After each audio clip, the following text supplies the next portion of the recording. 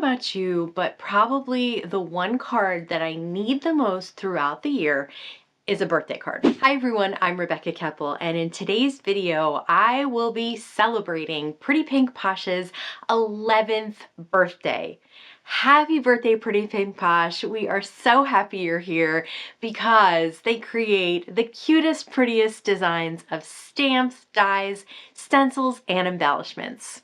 And this release, since it's their birthday release, is filled with birthday supplies. So let's get started checking out this brand new Pretty Pink Posh birthday release. Let's start by taking a look at the shaker beads. First, we have the Sugar Plum shaker beads, then the Birthday Wish shaker beads, which is a nice mix of blues and greens, and then finally the Party Time shaker beads, which is a really fun rainbow mix. For stamps and dies, we have the birthday dogs and cats stamps and coordinating dies. They cut out the Let's Potty and all of the little shapes, including the little fish, the little cake, the little present, and the little bone. So here's a bunch of those all stamped out for you. This is the birthday icons stamps and dies, and I wanted to show you a little tip that I learned from Nina from Waffle Flower, who showed me that if you want to stamp the entire stamp set, you can just tape that whole stamp set to the inside of your Misty door and then ink it up and stamp it. This is the birthday upright greetings. It's a sentiment set. Next, we have the alphabet candles, stamps, and dies. As I'm looking through the video, this is the only one that I didn't use this time, so I will definitely use it in a video coming up soon. This is the number, candles, stamps, and dies. I love both those sets because the candles are so puffy and cute. This is the Let's Party shadow dies. So you get the word dies and the shadows. For this here, I'm just using the word dies and I've cut them out of Silver Mirror cardstock. This is the scallop flag tags dies. I love anything with scallops and I love having all these different sizes in one set. This is the party hat shaker dies. Pretty Pink Posh always has really great shaker dies. They're so easy to put together. This is the dog holder dies. They've done different holder dies before. The little arms have cuts in them so that they can hold on to different accessories. The dog is so easy to put together. There's a die that cuts out the entire body with the ears, tail, arms, everything. And then there's little elements that you can add different colors on top of. So for the belly, there's one. For the ears, the tail, there's eyes. There's even a spot to put under one of the eyes. There's a nose and mouth. And there's an additional nose if you want the nose a different color than the mouth. And remember, those little hands open up so that they can hold on to those accessories. Here's the birthday holder additions dies. Here's some of the birthday accessories that the holder dies can hold on to. Next up, we have the cake slice shaker dies, another fun shaker set. You can use it as a shaker or as a flat card, and I'll show you both. This is the fringe present dies. Pretty Pink Posh has had several fringe elements in the last couple of releases. They are always fun and they always look so amazing. This is the birthday cake pop dies. I love these cake pops. They're so much fun to put together. They have so many different little accessories to use. Next, we have the streamer dies. These could be used for other celebrations beyond birthdays. Here's the present shaker dies, so lots of shakers this time, and this is the party flags dies. Now these are pennants that you could put on top of cupcakes, around a pencil, or use them on your cards. This is the cascading star stencil. It's a single stencil that has small to large flowers, or you could flip it upside down, which I do on my card, which is large to small flowers. I colored all the stars in with one color and then used some ink at the bottom to make them a little bit darker as you go down the card. Here's the layered garlands stencils. This is several stencils set. So for the first stencil here, I'm using Glitz ink from Catherine Pooler Designs, then cotton candy. As you can see, each of those streamers are a different shape, which makes them so fun. There's the little flags, the twisted crepe paper, and little scallops. So I absolutely love this stencil. You could do it in any color combination. This is the paw prints stencil. I'm not sure why I decided to do them in purple, but I just thought it would be a fun color for little paw prints. Here's the wavy stripes stencil. For this stencil, I will, even though it's one stencil, I'll use several colors. I'll do them in almost a rainbow format here. I have kind of a pink, an orange, a yellow, a light green, and then a blue, and that just creates a really fun light wave background. Here's the layered birthday cake pop stencils. Again, several stencil set. This time I'm using the small detail blending brushes because I want each of the shapes of cake pops to be in a different color. So I have pink, yellow, and blue, and then for each of them, there'll be sprinkles that are a darker shade of the color of the cake pop. For me, this is how I'm doing it, but you can do it in any way. And this is the last stencil, which is the sticks that those cake pops go on to. And such a cute little background, so easy to make.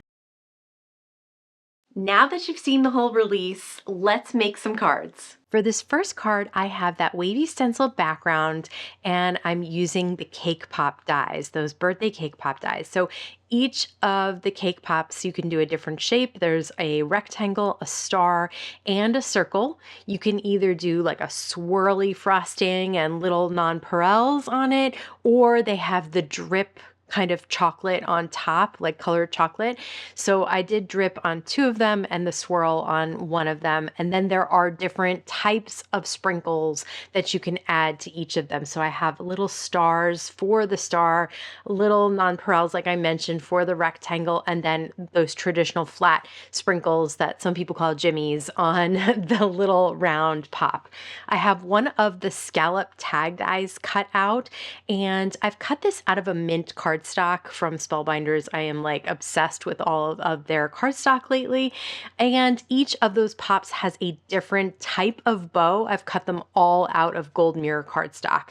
Now I'll use those upright greetings, birthday greetings, and stamp one on the left and one on the right, and they say happiest birthday. It's just a fun way to do a sentiment, which I don't normally do, those upright type of sentiments or vertical sentiments. For this next card, I have that cascading stars background, and then I'll be using the present shaker dies. So in order to create the shaker frame, you can cut out the stitched faux rectangle and then a smaller rectangle. I've cut the largest rectangle out of the front, which is those stars, and adhered some acetate behind it. And then I'll place the frame that I cut out, which was the large rectangle and then the smaller rectangle inside it, right around the edge of that so that it doesn't it just kind of finishes the edge really nicely. It looks more like a present. And then there's a topper for the present, as well as a ribbon and a bow. These are the new thin lines foam adhesive strips from Spellbinders. They're absolutely perfect for creating shaker cards. They go right around a square or a rectangle like I'm doing here, and then I added one diagonally up at the top. I'm using some, this calls for confetti anti-static powder just on the edges of that foam so that none of my shaker goodies will stick to the sides of the foam adhesive. Sometimes there's a little bit of adhesive on the sides and this will prevent that sticking.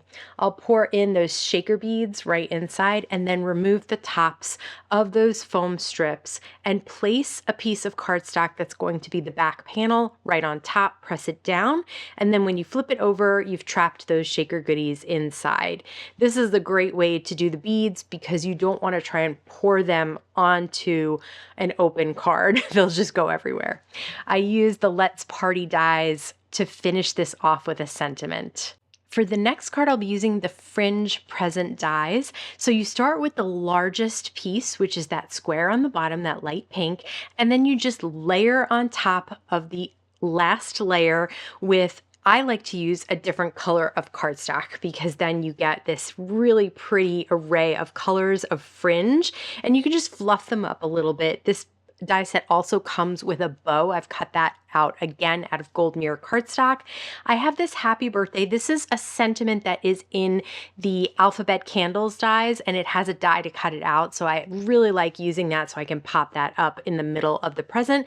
And then I placed it down on that layered garland stenciled background. I love these colors together. I'm so happy that I can use them again because the holidays are over.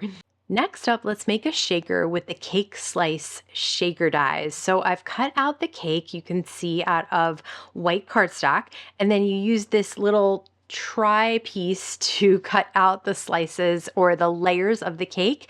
I've put 2 layers on top of each other of white cardstock just to make it a little bit heavier so that I can ink blend on it and not have it kind of curl up or fold up or bend at all. And I'm using sort of a rainbow of colors of distress oxides. I'm trying to match the shaker beads that have almost a rainbow of colors in them, but they don't really have a yellow, so I skipped that. And they have 2 different color blues, so that's what I'm doing on my cake. But I think it ends up being pretty close to that shaker mix. You can definitely do any color of cake that you want. You don't even have to ink blend over it. For the shaker, I've cut the entire piece out of the front of the cardstock, and now I'm placing the acetate behind it. Just make sure there's glue all around so that the shaker goodies don't come out. And then I'll place that cake that I ink blended on the top, on the front of the card. And that again will make it look really pretty and nice and colorful. And then I've put the thin strips of foam on the back around that cake, just because you don't need the shaker goodies going all the way from the top of the card to the bottom. Just have them go right around the cake. And look at that rainbow of shaker goodies. I absolutely love this mix. It's so pretty. So many great colors in it. There's also candles in this die set, so I'm cut those out of gold mirror cardstock and I'll pop them up on those thin lines of foam adhesive as well. It's really a great adhesive to have because it does so many different things. You could also adhere sentiment strips with it. I have some flames on the candles and then little candle holders, which you could also use as little whipped cream dollops on the top of your cake. And then I have those 2 sentiments, again from the upright birthday sentiments. This time I said happy birthday and treat yourself with a fun shaker card like that. You have to. Here are those dog and cat birthday stamps. I've colored in a couple of them, and I'm also stamping the sentiment and die cutting that out as well. Next, I'll take one of those scallop flags and cut it out of the paw print stencil, and then I'll use some of the Spellbinders watercolor splatter. It's just a couple of pans of watercolor that you can mix with regular watercolors to add some metallic and shine, or just put them on a brush with a bunch of water and tap on the brush and create your own splatter. So this one has white and the gold, which I think looks really pretty and is great for a birthday background. Once again, I will place some acetate on the back of that window, put the foam lines around that tag opening, and then pour in, this time, those sugar plum shaker beads. Peel off that top layer of the foam strips and then place down that splattered background that I created. Pop up the cat, dog, and sentiment, and there's also a little birthday present. Love how there's some purples in this that really match those shaker beads. For this card, I'm creating some accessories from the birthday editions holder dies to allow that dog that we put together at the beginning of the video to hold. So I'm putting a little cupcake together with frosting on top. There's also sprinkles.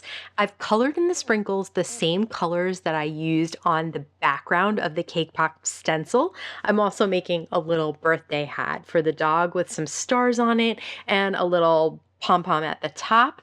Now I'll take the hat and adhere it to the top of that poor little dog's head. Looks so cute with a hat on though, but I'm sure my dogs don't like to wear hats. So next I'll take that little cupcake and adhere it into the arms of the dog, pop it up on a little bit of foam adhesive, and then pop the dog up on that stenciled background.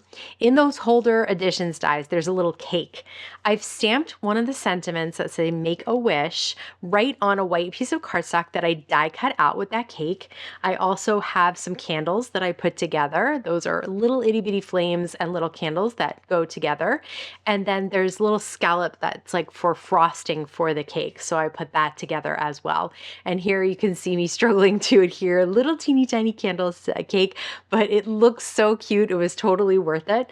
I'm adding some glossy accents to the sprinkles here because I thought it would make a really nice bit of dimension and shine. I also added it to those candles.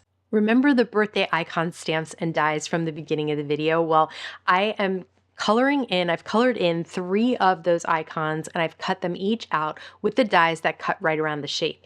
The other dies that you get in the set are small circles and these little sunburst shapes. So I have 3 colors adhered down to the sunbursts, and then each of my icons adhered down to the circles with a little foam square.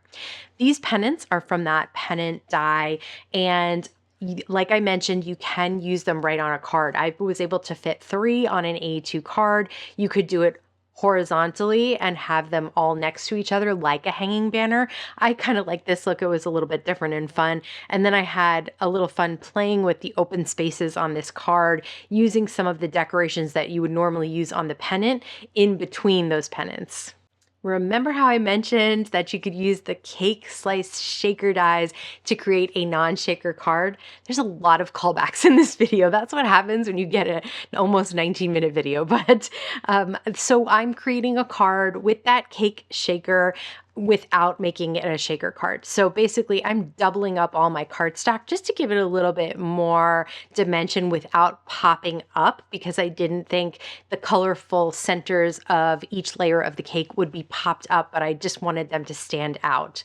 I do have the candle numbers stamps here, and I've stamped out and colored in a couple of numbers and then added some white gel pen details and then die cut them out. This is an older stamp and I'll link to it down below, and I've just stamped it on a piece of white cardstock. And this is how much I love this pink cardstock from Spellbinders. I've cut out a whole bunch of things from it, and now I'll just adhere that smaller piece, the 4 by 5¼ piece, down to that pink. And then I will place my candles on top. You won't see any of the things that I die cut out of that pink because I'll place this on a card base when it's done. And check out the glossy accents on the candle. I think that adds a really nice shiny touch. For this card, I cut out the streamers die set and I used different colors of cardstock for each of the streamer shapes. There are also additional single pieces of a couple of the pennants, and those can be used to make a multicolor streamer. So I have the twisted crepe paper, and then I have the little scallops, and then the red at the top. Here is that blue that I used the individual shapes to create a 2-tone banner with different colors of blue on this banner.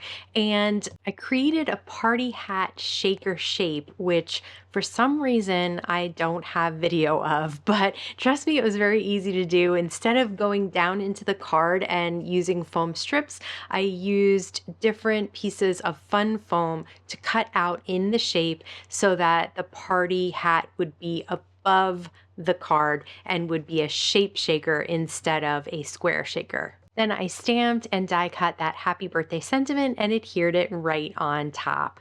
So that party hat shaker has little dots. You can use them as dots on top of the shaker window.